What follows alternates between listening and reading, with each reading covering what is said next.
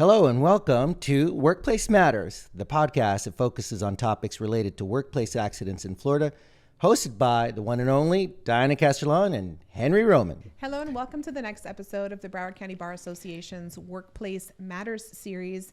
I'm Diana Castrillon. I work with Powell, Jackman, Stevens, and Riccardi in Fort Myers, Florida, and I'm joined by my co-host. I'm Henry Roman. I'm with the law firm of Martinez Roman here in South Florida.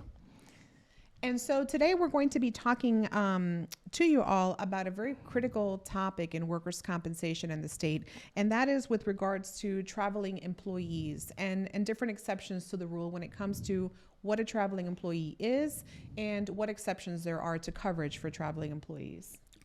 So, as we all know, the statute for workers' compensation in Florida is 440, and the coverage part of it is 440.09, but the section of the statute we're talking about is a different section of the statute, is 440.092. And this is kind of one of these catch-alls to coverage for typically off-work site type injuries, like things that happen at the company picnic, things that happen when their employees are traveling to or from or between workplace centers. And then really what we're talking about today is the traveling employee. Yeah, and these are things that we see pretty commonly, especially now with a lot of people working from home. There's a lot of travel that's occurring to different job sites. So there's individuals who are working for Florida companies that may be in other parts of the country and other parts, of the world, really. Because of the advent of these working from home, kind of COVID brought that one good thing to us is allowing for that flexibility, but it also obviously lends itself to a lot more traveling, people being on the roads, and these kind of weird circumstances of woulda, couldas, and how do they work. So and often what these weird circumstances are circumstances that weren't necessarily foreseeable when an insurance company is placing an employer with a policy. This is just risk that was really not contemplated when they're assessing premium and placing an employer with that workers' compensation policy. Right. And as in most of these work comp cases, right, it's very, very fact specific. Just a one little change in that fact pattern can alter the decision of whether this event is covered under our statute. Absolutely.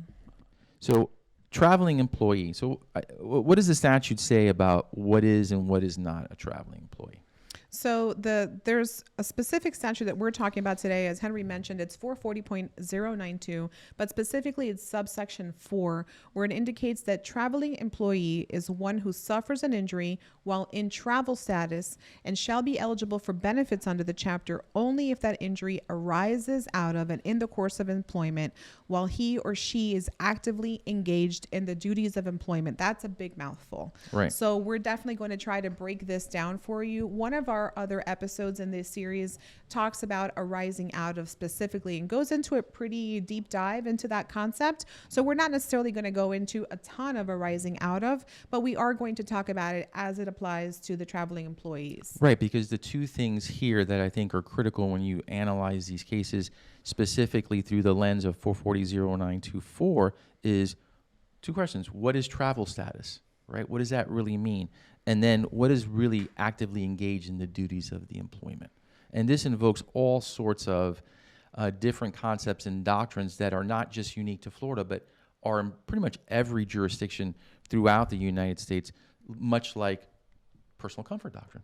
Yes. And so, one part of what's kind of hot about this topic, right? So traveling employees, that's been part of the statute since its inception and creation. So that's not really the hot topic here, but it's really the litigation that is stemming from how the traveling employee concepts are being applied within this world of personal comfort doctrine. It all comes back to arising out of, right? What makes the accident be arising out of employment? And is there exceptions when the individual is traveling but is seen to a personal comfort, similar to how personal comfort doctrine would apply in any sort of employment situation? So maybe if you can talk a little bit about just personal comfort doctrine generally, how it applies, and then we'll come back to the traveling employee concept. Right. So it's key. So the key is what's that link, right? That what we call causal connection between the accidental injury and the employment.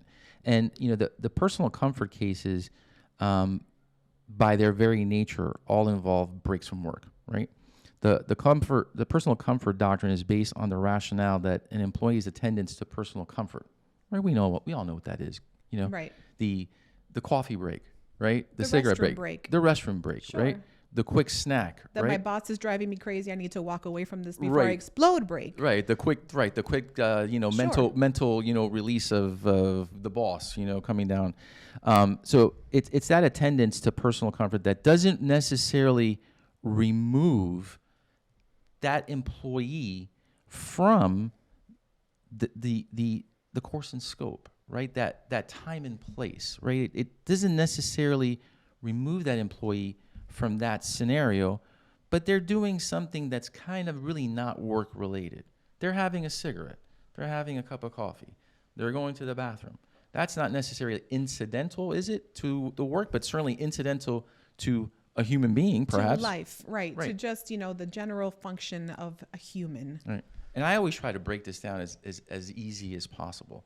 And really what we're talking about here is, when we're talking about personal comfort, is it an incidental deviation from course and scope, or is it a substantial deviation of course and scope?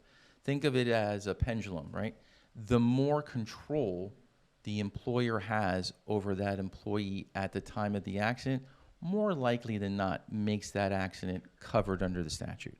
The less control that the employer has over the employee. I'm not talking about physical control, right? I'm talking Sure. about control over the employee's duties at the time. The less control that the employer has over the employee, that makes it less likely to be a covered event. Would you agree? Absolutely. Yeah. And I think that's what it all kind of comes down to when we talk about these personal comfort doctrine cases. And so I guess to make this formally legal, there's tons of actual cases that we can cite to. Generally, personal comfort doctrine, you can type that in Google and probably get, 600 cases that will talk about it. And so we're not going to go into the specific personal comfort doctrine cases or the specific traveling employee cases, because again, these are concepts that exist in our law and have existed in our law. It's really the interplay of these two concepts that we're here to talk about. And that comes from the concept that when a traveling employee is traveling, they're deemed to be essentially in the course and scope of employment at all times. For the entire time. For the entire time. When they're sleeping too. Exactly. And so the courts have talked about specifically things like sleeping, things like taking a shower, things like going for a walk, and has gone even further into cases that we've seen with things like flight attendants staying at a hotel and swimming in the hotel pool while they're staying, or playing basketball, right? I was going to say the basketball case. The basketball case is a big one. Smoking a cigarette breaks, those are pretty common.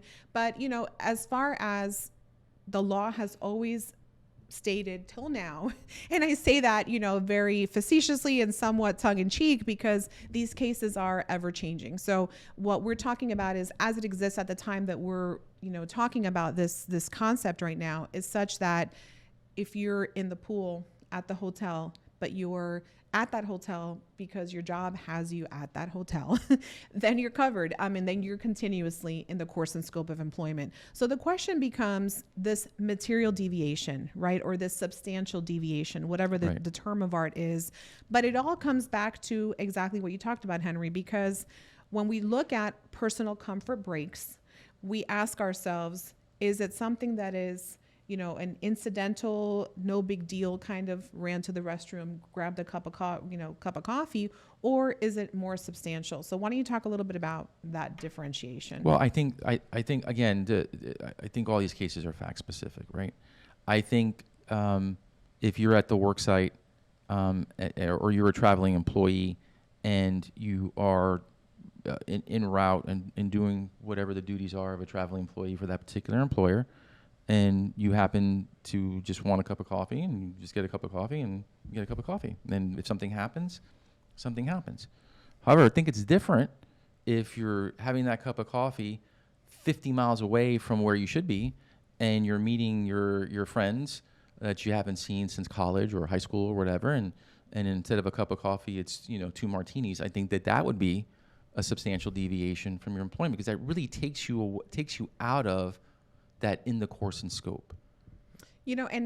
That's why the facts really are always very interesting on these cases. And by the way, we don't have the answers to all of these questions or pretend to. And by the way, these are the best cases to read, because these are, because you find out all kinds of things people are doing while they're traveling for work. Right. And it's just It's kind so of funny. surprising. Right. It's like, oh, well, I just wanted to go, and I'm not going to talk about it. But, the real thing that when you mentioned it is kind of this concept of, what brings you outside. So what if that same scenario, instead of that person having cocktails with their friends 50 miles away, what if they're doing it in the hotel lobby? Oh, that's a good question. So, and I think that really is what all these cases hinge upon, is really that the courts are going to have to deep dive into every fact pattern. And there's not really ever going to be a really clear-cut response to a lot of these questions. But we have bright line type of, we have the statute. And we have that, the what they call the black letter law, right, of these cases. But correct. To underscore, the point is they're so fact specific, and again, they're fun to read, because sometimes what people do as traveling employees is surprising. Yeah, and what they do with coworkers. Right, to be nice. It's surprising. So, but it's in the case law, so we're not just saying this, read it. But really what we're seeing, and where I'm finding in my practice, and I represent injured workers primarily. So in my practice, where I'm seeing this and where I find that there is a lot of area for litigation is in the world of, the airlines. And because not only do they have flight attendants who are regularly being placed in different locations for layovers and things of that nature, especially if anyone was traveling over the last few months, over the Christmas holidays, and saw they got that stuck. the layovers and people were stuck for days and days and days. And so there's no exception for flight attendants, pilots, and other staff of these airlines. And also a lot of these folks are hired in New York or in Florida, and they have to travel to different areas for training and things of that nature. So I find that this is a pretty hot topic that I'm personally seeing litigated in my practice pretty frequently, and that I foresee now that there are so many more people working from home, and travel has become so much more of an essential part of a lot of our lives, that we're going to be seeing a lot of litigation on this. And I don't know the answer to it, but I already see it personally, tons of this happening. You mentioned the flight attendants, right? And that's kind of there's a lot of these flight attendant type cases that deal with the traveling employee, because of the nature of the employment of a flight attendant, right? He or she could be based in Miami, Fort Lauderdale, but have layovers in New York, Los Angeles, Dallas, cool places like Little Rock. So so those are the things that we have to concern ourselves with. And what do they do during these layovers? What do they do? They have dinner, right? Most people have dinner, right, or breakfast or lunch, and heaven forbid they take a shower right at night before they go to bed. Yeah, or what if they're again, the facts matter. What if they're ironing their uniform and they burn themselves? Or that putting on their covered? Pants in the morning and trip over their own feet. Right. Clumsiness, right?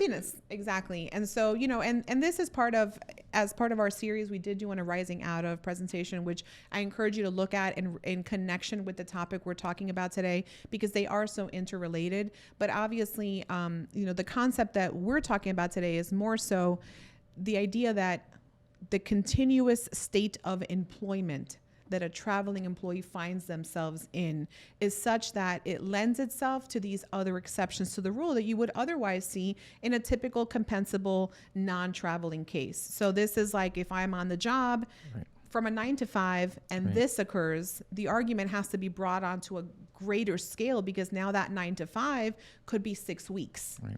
So, and I represent exclusively employers and their servicing agents and insurance carriers. And when the claims examiner is presented with these allegations, he or she is under the gun to make the critical call, very early on, often without the full set of facts, on whether this is covered or compensable, as we call it in Florida workers' compensation parlance, right? So